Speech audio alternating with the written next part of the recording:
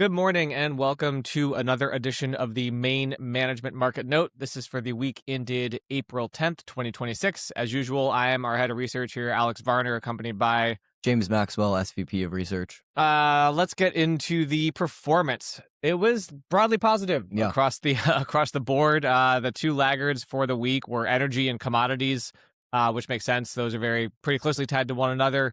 Year to date, energy is still up 27%, basically double the next best, which is materials up 14.6 on the sector side. Consumer distress and financials are the laggards for the sectors year to date.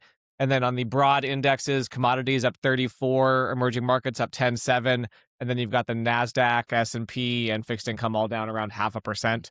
So continuation of that international outperformance relative to the U.S. Small caps as well. Recession dashboard, we shifted the inflation arrow to blue. We're looking at potentially, some inflationary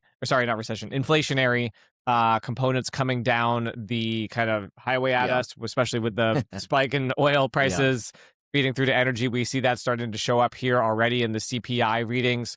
Headline CPI jumped basically 90 bips, 87 bips month over month in March. That's the biggest monthly increase since June of 2022. It was actually a little bit below consensus estimates for a 1% reading, but still a huge move, as you can see. The war in Iran clearly pushing up energy prices for that headline figure. And on a year-over-year basis, it's now up 3.29%, which is the most since April of 2024. Headline and core, the differences here were pretty starkly displayed. Core, as you know, cancels out or doesn't use food and energy. And so that was up just 24 bips. Below forecast for a 0.3% increase. Year over year, it's up to 2.6%.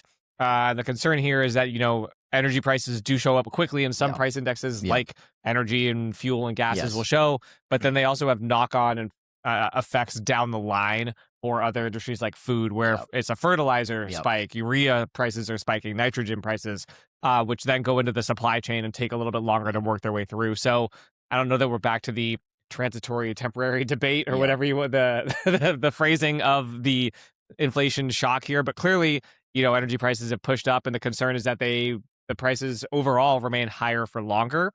On the gasoline, for example, on the left here, it was up 21% month over month. That's the biggest monthly increase on record. It's now up 19% year over year, which is back to August of 2022 levels. And again, this weighs heavily on sentiment. You'll see this later in the deck, but people go to the gas pump and they see prices out. If it costs you $60 to fill up, now it's 75. That's a big difference for folks, and they don't like that, and they kind of pull in their spending in other areas. So it could weigh. We'll see if it weighs on the consumer spending numbers in the next couple of months here. But also, as you can see, the goods prices that incorporates kind of the energy goods, which jumped 2% month over month. That's the most since June of 2009 on a month over month basis, and on a year over year, goods are up 3.5%, which is the most since Jan of 23. Then within goods, non-durables were up 2.6. Non-durables are include those kind of energy commodities, while durable goods were up to 0.08.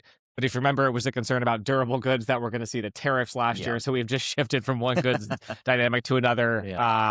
1 year later, here we are again. Some other examples, food on the left was actually down 0.01%, so call it flat.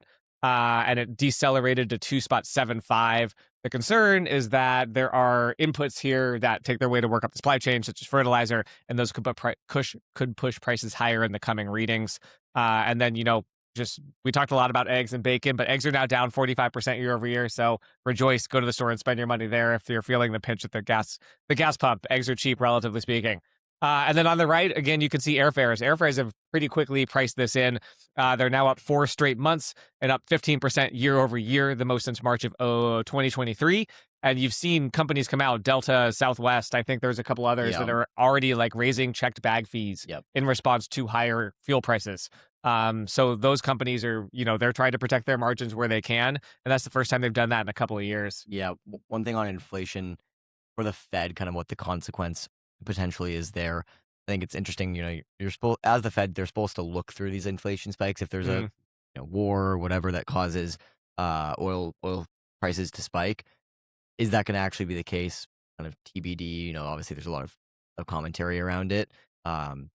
It kind of reminds you of the 2022 environment. There's reasons why it's different, reasons why they're similar, but I think that's what my eyes are on, or is kind of the Fed response there. I don't think they'll hike by any means. I don't think you've gotten there yet. it's kind of waiting to see what the oil prices do over the next 3, 6. I think if you get like a hot summer on Yes. inflation from the Yep. oil, then they could push into the hike camp, especially if the labor market kind of chugs along. Yeah. I think the last couple of readings on the labor market were a little distorted. There's some big swings there, but I think the focus in the Fed clearly is on the inflation more than employment. I think It's like the longer end of the oil curve, like how Yep. far out this actually has effects. Is it going to resolve itself? And because you saw in the oil curve, it was 1 month and 2 Yep. months that were higher, and Yep. 6 to 12 were back to normal prices. So they clearly thought it was kind of a shock at the front end. Yep. We'll see. Yeah. The core PCE, speaking of the Fed, their preferred inflation measure, core PCE was up 0.37% month over month in February. So this is a full month behind that CPI figure, but it's in consensus. Third monthly reading above 0.3% in a row, which we haven't had in a while. You can see those kind of 3 taller bars there on the left, the right side of the left chart. And then it ticked down to 2.97 on easy comps, as if 0.45% figure rolled off. Kind of still trending sideways here, but again, core is X energy and food. On the right, consumer spending was up 0.48% month over month. That's the biggest monthly gain since August of 25, and is now up 5.34% year over year. So while the core PCE is pretty insulated from energy price increases, we get the March reading, we might see a slowdown in spending, or depending on how it hits their incomes, as people react to higher fuel prices. On the left, this is the PCE price index, so this does include some energy, but it was up 0.38% month over month, the most since Feb of 25. Also ticked down on easy comp to 2.8, but still, these things are 2.5 to 3, not 2.5 to 2, which is what the Fed wants them to be going towards. Incomes declined 0.07% month over month. First dip in 8 months, and only the second since January of 2022. This is a big miss relative to forecast, which wanted a 0.3% increase. On a year-over-year basis, incomes are now up just 3.72%. That's the lowest since April of 22. The concern here is his incomes, if they cross below that inflation line, that's kind of, a bad omen for the consumer. We'll see if those pick up. I think this was off of transfer payments. So some of that's kind of one-time, distortions on when the government transfer payments occur, especially around tax season. But we anticipate, on the left, that PCE price index will probably move higher in the coming months, given the energy price increases we've seen, because this is February, not March. We got the final Q4 2025 US GDP reading. It was revised down again to 0.48%. Again, the government shutdown was the culprit here. We keep talking about this. It's freaking April, and we're talking about Q4 GDP. So this is something we've lived through. We've also already lived through Q1. We still haven't even have the first estimate for that. So, but anyways, that on the right there, you can see that government spending was 5.6% to the wrong side of things, and it took a full percent off the headline GDP figure. Gross domestic private investment finished the quarter at 2.3, which was well below the initial 3.8. So that was a drag. But we're looking at some inventory and trade stuff that should help Q1 and Q2. We don't anticipate this, kind of government shutdown shock it will reverse in Q1, is guess what I'm trying to say. And then if you remember, that first initial GDP estimate was 1.4, and the second one was 0.7, and the third one was 0.5. So this is, really kind of revised lower throughout the course of it pretty steadily. You can see on the right there, we show the revisions, and those bars are first, second, and third revisions, all kind of trending lower. But again, we should get a reverse of that government shutdown. Consumer spending, which is still like 70% of the economy of the GDP, finished the quarter up 1.9. That was revised lower from basically 2.4. On the right, you can see the breakdown between goods and services spending. Services is blue on the right there. That was up 2.7, revised down from 3.5, while goods was one of the few components that was revised higher. That started at minus 0.07 and was revised up to 0.3. Goods does include energy stuff, so because that's not a service. And so we'll see if that changes in the spending levels, the spending breakdown, if they're spending more on goods because of energy and less on services. But again, we'll see when we get that Q1 figure. We also got durable goods orders. Those were down 1.4% month over month in February, their third straight monthly decline, and they were dragged down by like a 30% drop in non-defense aircraft. We also touch on this a little bit later. I think factory orders came up on a year-over-year basis. Total durable goods slowed to 7.3, but again, that's still pretty firmly positive, and you can draw kind of a channel on that the year-over-year chart on the right side there. I think we're still pretty much in that channel. These are a little bit, finicky based on the aircraft orders. It's like if Boeing gets an order one month and then doesn't get it the next month. You see this huge swing. But on the right, this is the kind of core capital goods. It's non-defense capital goods, ex-aircraft. This is a much more closely watched spending for business, proxy for business spending. That rebounded to 0.6% from a dip in January, and now is up 5.12% year over year. It's been up 7 of the last 8 months, and you can see that kind of long-term accelerating trend on the year-over-year basis continues to kind of grind higher. So that's good to see there. And then we mentioned earlier sentiment. The war in Iran clearly weighed on sentiment here. The preliminary April reading for Michigan on the left fell to a record low of 47.6. Current economic conditions at an all-time low at 50.1. I mean, this is lower than 08 levels. This is lower than 2000. This thing goes back to like 1970. So yeah, and you can see here consumer expectations are down to 46.1, the lowest since May of 1980. So really historically bad numbers. This was taken the week before the ceasefire was announced, so we might see a revision in the final reading here. Hopefully you get a revision. But again, that's to be determined. On the right, it's the RCM, Real Clear Markets / TIPP Economic Optimism Index. That fell hard in April as the headline index dropped to 42.8, lowest since June 24. 6-month outlook is down to 38.5. Personal financial outlook down as well. And support for federal policies down as well, all at their lowest level since mid to late 2024. Worth noting that this isn't as depressed. This is kind of a more, I think it's a little bit less retail consumer biased. It's more investor professional. So people I think are more perhaps tempered in their responses. They're like, all right, we've seen this. It's not great, but this isn't historically bad. One thing on the University of Michigan consumer sentiment, and one thing I really like about this index is it goes back a very, very long time. I think the chart here only goes back, a decade or so, but the actual index goes back to the 1950s. And what you can do, and I know we've done this before, is look back, okay, when it's reached these all-time lows, or these very low troughs in sentiment, what are the kind of forward market returns look like?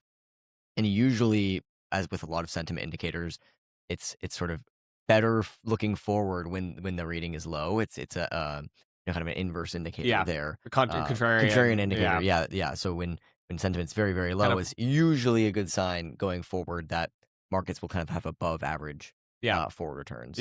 And that's kind of, when there's blood in the streets, if you're able to buy and have some cash on the sidelines. But again, the market pricing has been, this last week, you saw resoundingly positive. So sentiment and markets are clearly going the opposite direction. But this is also dated sentiment a little bit here, just by the nature of, surveys being backwards looking.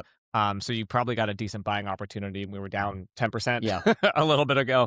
And then, commiserate with this bad sentiment has been a rise in the rise in inflation expectations. Those two are pretty highly correlated. When inflation expectations go up or inflation goes up, sentiment comes down. People are pretty sensitive to price changes, which makes sense. But, as you can see on the left there, the Michigan inflation expectations for 1 year jumped a full percentage point to 4.8, the highest since August of 25. 5 year are now up to 3.4. The New York Fed's April figures aren't out yet, but in March, 1 year is up to 3.42. 5 year is up 3.05. That's kind of hard to see. It's the green line on the left there, but that's a record high for 5-year expectations. So people are expecting inflation to run at 3% over the next 5 years, which is high. Granted, it's been at that level for quite a while, but still this kind of incremental uptick is the highest on record. And then a more granular level on the right, you can see some breakdowns of categories of that survey of consumer expectations that the New York Fed puts out.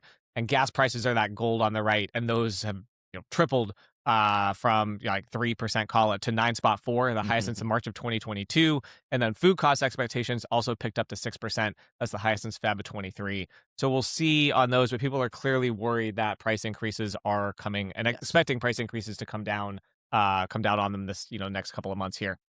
So in summary, headline CPI jumped 0.9% month over month and is up 3.3 year over year. Gas prices were up 21% month over month, a new record. Hopefully we don't back that up with another round in April, but we shall see. Core PCE was up in line with forecast at 0.4, while consumer spending posted its best month since August of 25, and incomes were down for the first time in 8 months. Q4 U.S. GDP revised lower to 0.5%. But that's government shutdown should unwind in Q1. Durable goods orders were down due to transports, but core capital goods orders posted their 7th gain in the last 8 months. Consumer sentiment in the tank. That were in March and April due to the conflict in Iran, and inflation expectations are up. This week we get existing home sales data. We got PPI, so producer price index. That's expected to be pretty hot. NFIB will be a little bit of a tell on kind of our small businesses weathering the storm okay. We get import and export prices, New York Fed manufacturing and NAHB housing market index on Wednesday, and then industrial production and manufacturing output on Thursday. One other thing I'll be watching is the kind of start of earnings season here with a lot of the banks reporting this week. Yep. But we'll see how that affects the headline markets. Yep. Thanks again for joining us, and we'll talk to you next week. Take care.